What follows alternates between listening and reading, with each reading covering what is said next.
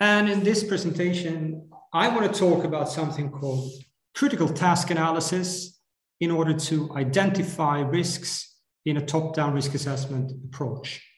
And this is a method that I want to talk about, and I wanted to add this to your toolbox. I have used this with some great results in medical device companies for identifying use-related risks. And I hope that after these 45 minutes, that you will be able to do the same. You can take this method, you can try it out in your company and see if it brings any value to you. So I'm going to reiterate some of the things that has been said here previously. We're going to take a particular look at top-down risk assessments in this presentation.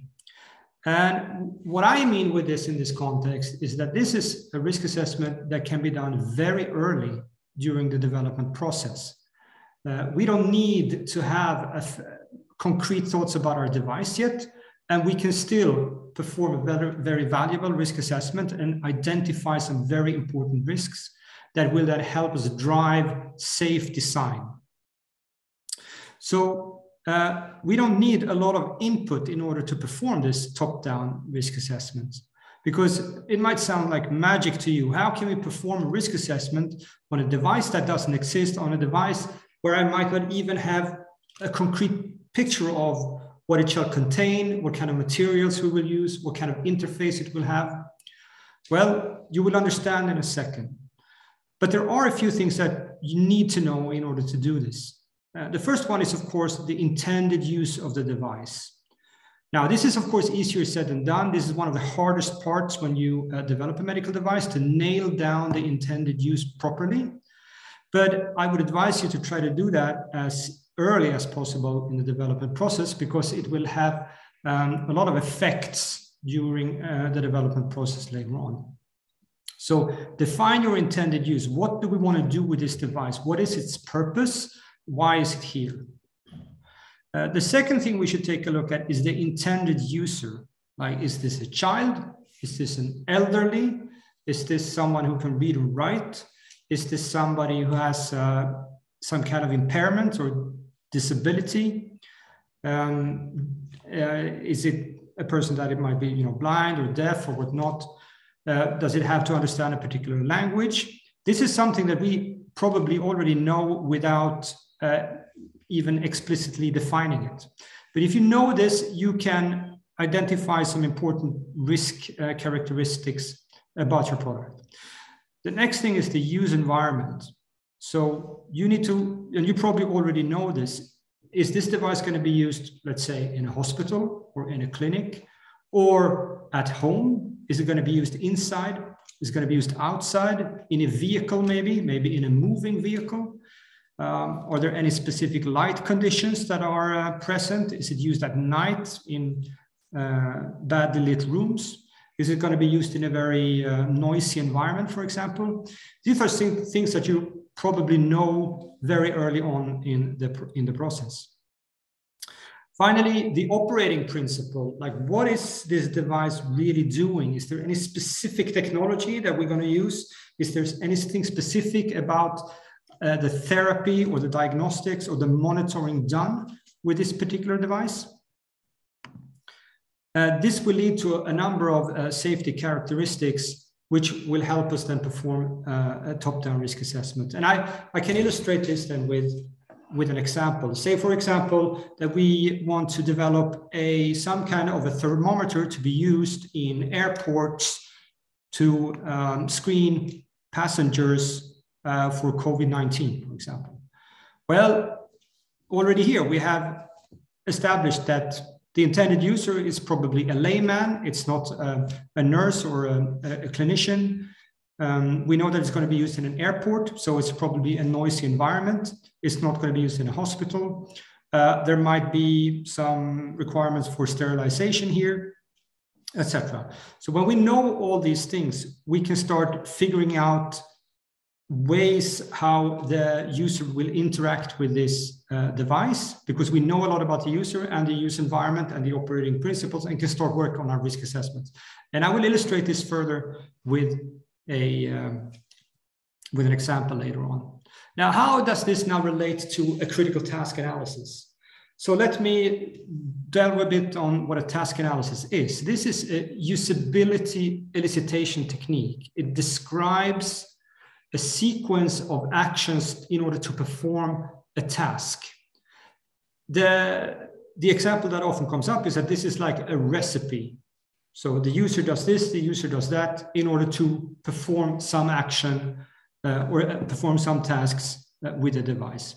And it shifts the focus from the system and how it operates to more how do we work with the system? How is the system used and engaged with by the user? And we're going to do some task analysis work here in this exercise today.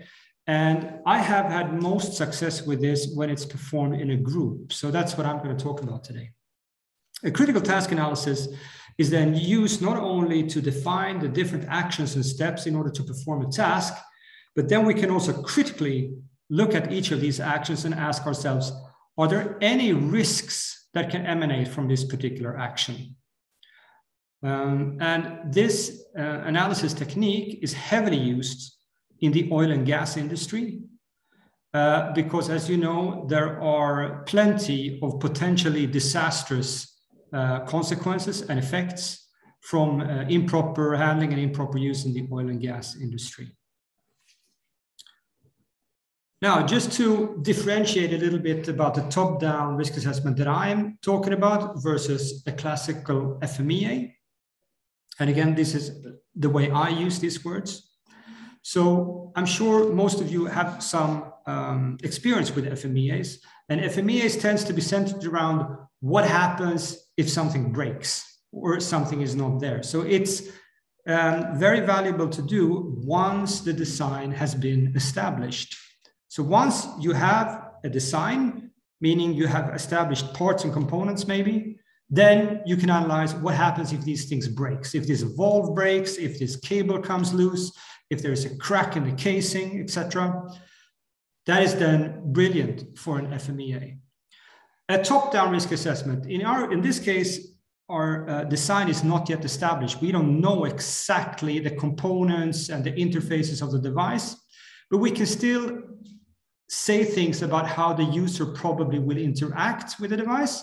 So this is more what happens if there are mistakes done by the user, or if the user misunderstands the device, or anything else that concerns the interaction between the user and the device itself. Both of these are very, very valuable in my experience. And I think that you get the best risk coverage if you use at least both of these techniques on these different levels. Now, performing a critical task analysis for risk assessment, this will give you a lot of benefits that I will talk about later on. If you are well versed in the standards of medical device development, I'm sure you're familiar with IEC 62366, which talks about usability. And one of the steps here is that you're required to write down a use scenario. And we're going to use our task analysis to record that use scenario. The ISO 14971, on the other hand, says that you should do a risk assessment. And we will use the task analysis, also known as the use scenario then, to feed risks, identified risks, into the risk assessment that can then be evaluated and mitigated further on. And as we can see here in this image, the work that we do on the risk side will feed back into the usability engineering process, because in the end, we are required to do something called summative testing. And we need to then take our use scenarios into account when we perform that summative test. There might be many use scenarios. We are not required to include all of them in the summative test, but we have to have some kind of criteria for doing that selection. And the criteria should be risk-based, meaning the very risky use scenarios should be the ones that we cover in our summative testing. And for those of you that have done summative testing, you have probably made the experience that the test work that we do here has a lot of common things with a design validation. So with summative tests and design validation, have a lot of overlapping ground. And in my experience, they can be done in conjunction. So today we're going to perform a critical task analysis, and we're going to identify some risks. We don't need a lot of material. We need a group of people, of course, the people that are going to participate here. We need some Post-it notes in several colors. We need markers and pens. And we're going to put these Post-it notes on the wall. So we need a good surface for that. A whiteboard, a couple of whiteboards, brown paper that you can put on the walls. And this is a group experience that takes some effort. So make sure that you have your caffeine, your sugar, your coffee, water, candy, your sustenance that will make it possible for you to go through this somewhat exhaustive experience. So the first step in a critical task analysis is that you sit down, we talk about the intended use, the intended user, the use environment, the operating principles, and then you can start identifying what are the tasks that we expect the user to perform in conjunction with our device. So you start out with that, identifying the tasks. And I'm going to make a couple of examples what that actually means, because right now it might be hard to understand what that is. And once you've identified the tasks, you need to analyze them. And by analyzing them, I mean write down all the actions that a user needs to perform in order to fulfill that task. It makes sense to start with the tasks that you think will contain a lot of risk. So some of the tasks you will immediately identify as being more risky than others. And since this is exhaustive and energy is of limited supply, I suggest that you start out with the riskier ones so that you're fresh and awake when you start with those. And when we go through the process of identifying these different actions for each of the tasks, we can then at each of the actions try to identify risks as well. So going back to the task identification process, here are some examples then of the tasks that I'm thinking about. Say that we have our very typical medical device, maybe used in a hospital. We know that the user will interact with this regardless of what it looks like. The user will, or somebody will need to unpack it, install it, maybe calibrate it. Maybe there are particular start of the day actions. And then of course we have the normal use. We might have end of the day actions, maybe cleaning the instrument, end of day maintenance, for example. There might be particular incidents like alarms and events that we need to handle in a particular way. We might have different kind of maintenance and services happening on different intervals. That also means interaction with the device. And at some point, we have a decommission when we stop using the device. Do we just throw it in the waste bin, or do we need to send it back to the manufacturer, or do we go with it to our local FUST, or what do we do? So this is just example of tasks that have been identified for a particular device without really knowing too much about the device itself. Here's another example. This is a fertility tracking bracelet with an app. You can buy this in the pharmacy, but it also has a number of tasks that needs to be performed by the user, like unboxing, installing the app, maybe from the Apple Store. Maybe you need to set up a user profile, then perform measurements. The battery will probably go out at some point. You need to perform some kind of cleaning maintenance, probably, maybe recharge the battery, cables, etc. Maybe you need to update the firmware at some intervals and even replace the battery. So even for something that is less of a classical device, there are definitely tasks that can be easily identified where the user will interact with this device. Right. So once we are at the task level, at the scenario level, the use scenario, we have identified an individual task. How do we go about to describe it? Well, in my experience, it's good if you give it a clear title, this task, and you write this down on a Post-it note and put it on the top. It's also good if you can, if it's not clear from the title, that you can explicitly say, what is the goal with the task? What kind of thing are we trying to fulfill? Or is the user trying to fulfill? And of course, we should have previously agreed on who is the user and what is the environment, because we want to later on then step into the shoes of the user, imagine ourselves being in this environment, and then perform the action and write them down. You should also agree on a couple of preconditions, like how did we get to the situation where we need to perform this task? And that can be very valuable. Like, is the device switched on? Is it plugged in, etc. Another magic happens when you start breaking down the task into actions or into individual steps.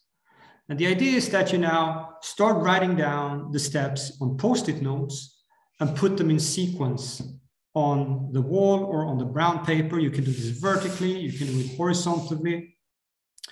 And you can do this either by just iterating the actions, like first I do this and then I do this and then I do this, or you can do it in a more question response way, describing, okay, if the user does this, then the system responds like this. And then the user does this and the system reacts like this. So more in a ping pong type of fashion.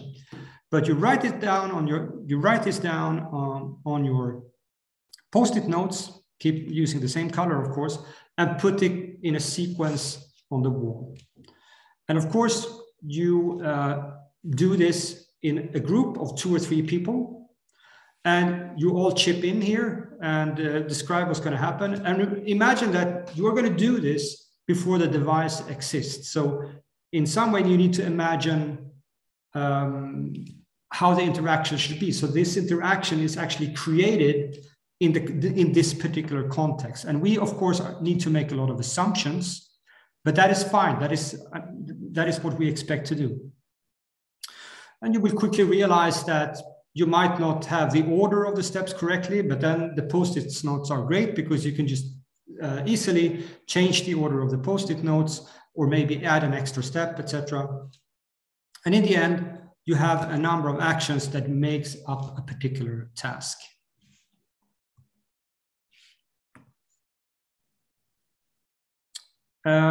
So I'm just going to try to explain how this is done in practice then. So if you are the facilitator, if you are the expert, that is not, you're going to sell this to your own company, you tell them that, okay, we're going to do a critical task analysis. Please come join me for 2 hours in this meeting room. And you explain what I just said. This is what we're going to do, right? And then you can start out by defining the scope of the system. Like, what do we know? What do we don't know? Who is the user? What is the user environment? So everybody are on the same page when you start out. Then you can do the task identification together. This is fairly quickly done. And it doesn't have to be correct the first time you do this, but you will immediately see that different people in your group have different associations with these tasks. So if you have somebody who is a service technician in the group, he has a lot more knowledge about service and maintenance than, for example, a developer. So once you've identified the tasks, you can pick one of the tasks, you as the facilitator, and you present the task analysis to the rest of the group. And you let the rest of the group chip in with their ideas. And you do this first task together. You analyze that first task. And going through all the tasks in this big group is going to take forever. So therefore, you break up the big group into small groups and you give each of them 1 or more tasks to analyze. And it's a much more efficient way of communication when you are 2 or 3 instead of when you're 9 or 10, right? So give the people some credits here, break up in small groups. Each of the groups then perform task analysis on their own. So you spread out in the room and do this. And once these small groups are done, they present their task analysis to the rest of the group. And the rest of the group can then provide feedback and say, I don't agree with this, or this doesn't correspond to the thing we did over here. And this is you will realize that this is going to be a very, very valuable discussion. And at some point, you're happy with the tasks that you've analyzed. And the next step is then to document them. What I have skipped so far is, of course, that we should analyze each of the steps for particular risks. So the idea is that you, in the task, you go through the actions, and for each action, you ask yourself, okay, can this particular step cause any risks? Are there any risks associated with this particular step? And it might be, for those who are beginners here, hard to like, okay, how do I get to the risks? What can I imagine for risks? And the first option is that this will come intuitively to you. Just looking at the action, at the description, you will just realize immediately what the risks are. If this is very hard, you can use hazard guide words. So you can ask yourself, okay, what happens if this action is omitted, or if it's incomplete, or if the steps are performed in the wrong order, or if the timing is wrong, or the wrong speed or duration, to identify further risks at each action step or in between action steps. Or of course, you can use the good old potential hazard list, which is just a list of generic potential hazards like biological, chemical, radiation, fire, radioactivity, mechanical force, fire, explosions. I'm sure you've seen these kind of lists before. The idea is, at least, or in the end, that you identify risks. So what we're doing right now is just identifying the risks. We are not evaluating them. We're not mitigating them at this point. We're just identifying them. So what I want to show you now is an example of how this can be done in a tool, because as I said, in the end, you need to document this.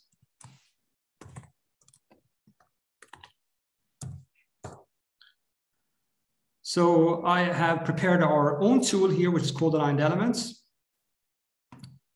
And I have loaded it with something called the 62366 configuration, where we find things like use scenarios, user interface specifications, different kind of test methods for formative and summative testing, and of course, our risk management. And I'm going to dive straight into this use scenario block here. And I've already started to document a couple of scenarios, like different tasks then. And I have now just coarsely divided them into two groups, like infrequent scenarios and frequent scenarios. So of course, we should pay more attention to the frequent scenarios than the infrequent scenarios. But let me open one of these scenarios.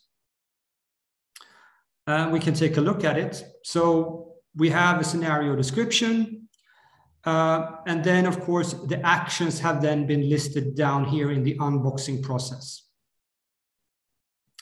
So the user opens, this is about unboxing a device. So we know that the device comes in a primary packaging and a secondary packaging. So we see here at the first step, the user opens the secondary packaging. This is the outer box, and he reaches inside. And inside, we have the secondary, inside this packaging, the device is wrapped in a primary packaging, like a bag, plastic bag or something. So let's analyze this now for risks. What could possibly go wrong here? Well, I'm sure that all of us have heard about the guy who took a box cutter to open his flat screen TV and just managed to shove the knife through the TV, for example. So it's not impossible here that the user will use some kind of tool just to get through the secondary packaging like a box cutter. What we could do now is then immediately from these steps create some kind of risk. So what I can do here is on the fly identify a risk and document it. So user is harmed by the box cutter when opening the box, right? So I have now on the fly created a new risk. I have identified a new risk. And second step, user lifts out the device and takes out the primary packaging. The primary packaging is removed. What could happen here? Okay, the user lifts. This is the code word. So what happens if the user drops the device on his foot, for example? So let's create a risk for that.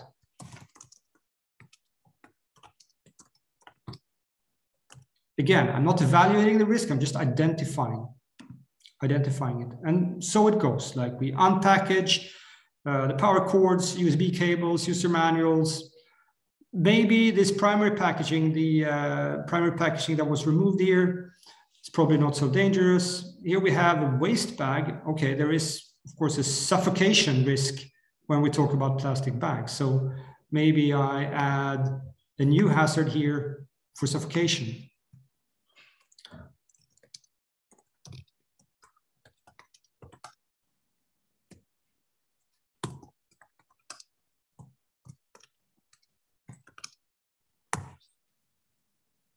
And we can, of course, add additional information here, like what kind of use problem this is, if this is a particular category of use problem, foreseeable sequence of events, like what could be the root causes. But again, in order to do this smoothly, I just want to identify the risks. I don't want to work on them. I just want to keep on analyzing the task and identify the risks. And of course, I can add several risks for each of these steps. Some of the steps won't have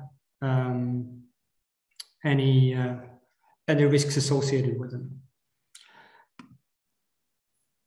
And of course, I save this now, and this is now all saved in this tool. And I have the use scenario here. I have the traceability to my risks that I can then at a later point in time start evaluating. I can evaluate how risky they are in terms of severity or probability or some other values.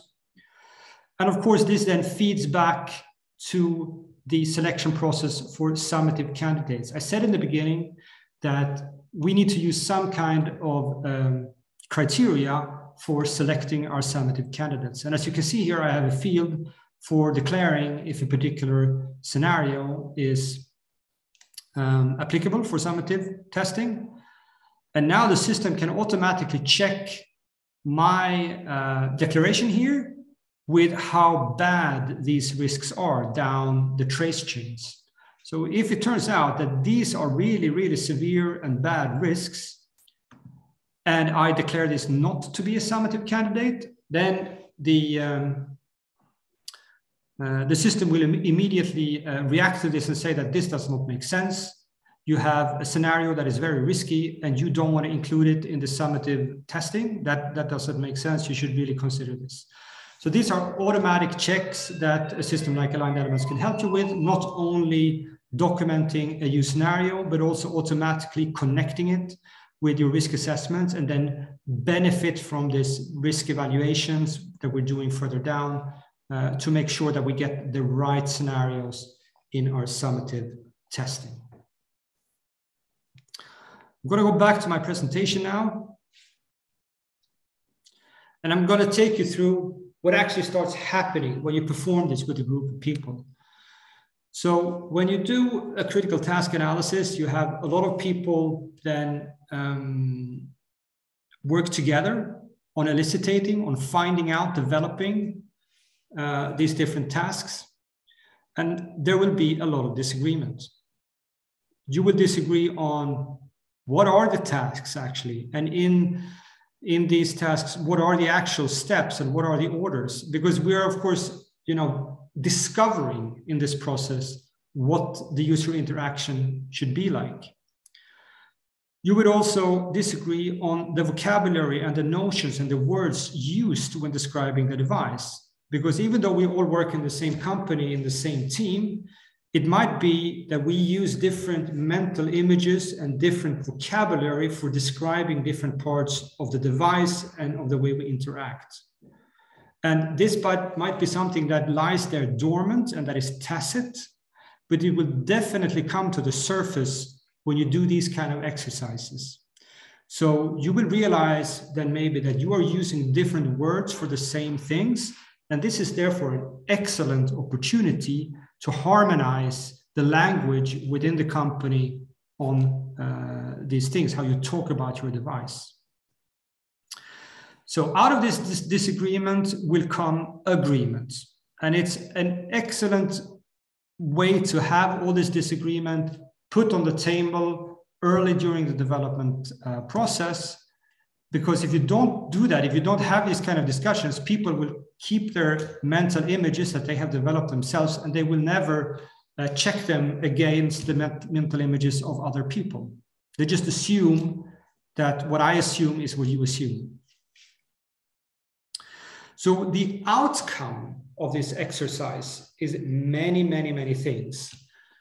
You will come up with a common vocabulary for describing your device and the interaction between the device and the user. And this is extremely valuable long-term. You would also involve a large group of people in many of the usability tasks. So you really put your feet in the shoes of the user, which will create a lot bigger understanding of the situation the user is in when he operates with a device. What does he know beforehand? What are the urgencies that he has? What are the tasks that he needs to perform? And this will create a common mental picture or a mental image of how the user interacts with the device when you perform this in a group environment. Now, hard currency that comes out is, of course, these use scenarios that you will have documented. So you can tick one of the boxes in IEC 62366. You will also, in the same action, then have identified a number of really relevant usability risks that will then feed into your risk assessment. The use scenarios are excellent, an excellent basis for performing the summative tests. By later evaluating the risks, you have a great criteria for selecting which use scenarios you want to submit for summative testing. And since the summative testing has so much overlap with the design validation, you have practically written your design validation when writing these use scenarios with a bit of luck. Not completely, of course. So when people try to do this for real, what do they find challenging? What are the hard spots? Well, something that people will disagree upon a lot is that, okay, what is prior knowledge? What can we assume that we know about the device? And what is speculation? So let's say that you have a device and you know that it produces some kind of waste. So we will need to empty the device from the waste somehow. So the guy who is tasked with writing down the actions then says, well, okay, I suggest that we will have some kind of indication from the device when the waste limit is reached and we need to empty the waste. I suggest a lamp, for example. So the lamp flashes, and that means that I go here and I open this hatch.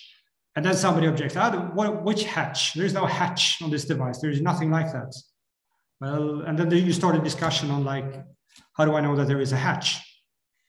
But this will further refine the common image of the things that are assumed and can be assumed and the things that you disagree upon in the team, which then allows you to work out those things, of course.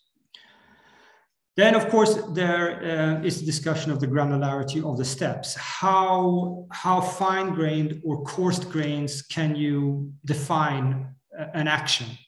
Is an action the user starts the device? Or is it more fine-grained? Is that, well, the user needs to reach behind the device to flip the switch and then do the, like, so the granularity, you want to have a somewhat uniform granularity in all the tasks, of course, that makes it easier for you. And again, you don't want to keep the granularity too fine either, because if a task has then 500 steps, it becomes untenable. You will not be able to work with it. But if a task has, say, up to 25 steps, is pretty normal. You will, of course, realize that people do things differently. And it comes back a little bit to the assumptions about the users that we can have. But even though this is challenging, I think it's great that it's on the table and we can talk about these things explicitly and realize that, okay, within the team, we don't agree on what the user knows or what we can expect from the user. So you need to define this much more fine-grained. This exercise is very rewarding. As I said, you will get a lot of benefits out of this. exercise, but it is exhausting because you interact with each other in smaller groups, in larger groups, and you will be very, very tired after doing this. But this is common for, I would say, most risk assessment exercises. But make sure that you don't try to chew off too big of a bit. Doing an exercise that is more than 2 hours, you would see a rapid decline in performance after 2 hours, I'd say. So then rather cut it up in several sessions. Now, it's great to work with these Post-it notes, to write things down on the Post-it notes, maybe not entire sentences, but keywords or abbreviations. And once you're very happy with the tasks that you have analyzed, I strongly recommend that you document it as soon as possible after the session. You should definitely pick up your telephone, your smartphone, and take pictures of the tasks that you have identified and all these Post-it notes, because there is the risk that the cleaning lady will come in and take them all down before you've had a chance to document it.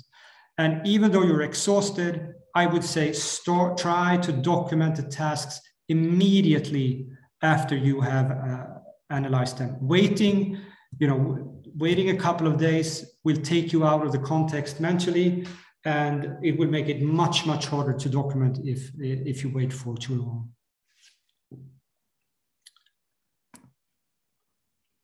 So this is a tool that I recommend. It's called critical task analysis. It's a usability elicitation technique that lets you, on one hand, discover use scenarios without knowing too much about the device.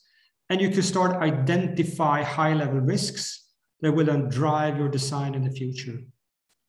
You can use systems like our own Aligned Elements, that is a design control management tool for documenting these, and get a lot of extra power out of the automatic analysis and consistency checks that are done with the tool. And of course, automatically then create a traceability all the way from user scenarios down through the risk evaluation, identification, mitigation, all the way out to the concrete design decisions that you take. So I will stop sharing this now. I will put myself back on the camera here.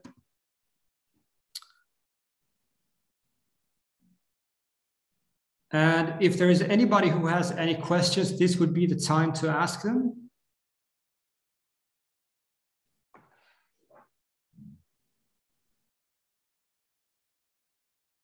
So one question that I get here, how would you decide if you have an exhaustive list of tasks in a particular scenario? That's a great question. I don't have a default answer on that. You should, of course, strive for finding the riskiest tasks first. And you should, of course, do the ones that are most frequently used, right? I'm unsure now if IEC 62366 requires you to have an exhaustive list, but I do agree that it would be desirable, of course, but I'm afraid that I don't have an answer for how you read that exhaustive list. It's about your exhaustive risk list. How do you do a full risk identification? Well, there my suggestion is that you use different kind of methods. So, any advice to help in moderating task analysis sessions where R&D people want to introduce design failure analysis?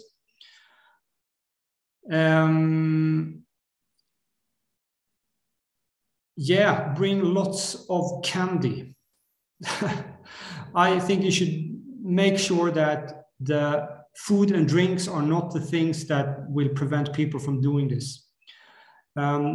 If you feel unsure about yourself and your abilities in performing this task analysis and moderating it, you can try in a smaller group first and see how it pans out, because then you will also, as a facilitator, you are the one who should, of course, address if the discussions get very heated.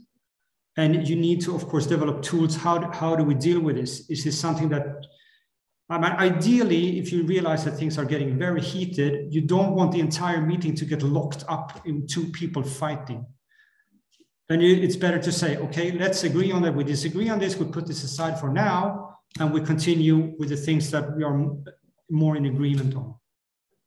I sometimes get the question, who are the people that we should include in this exercise?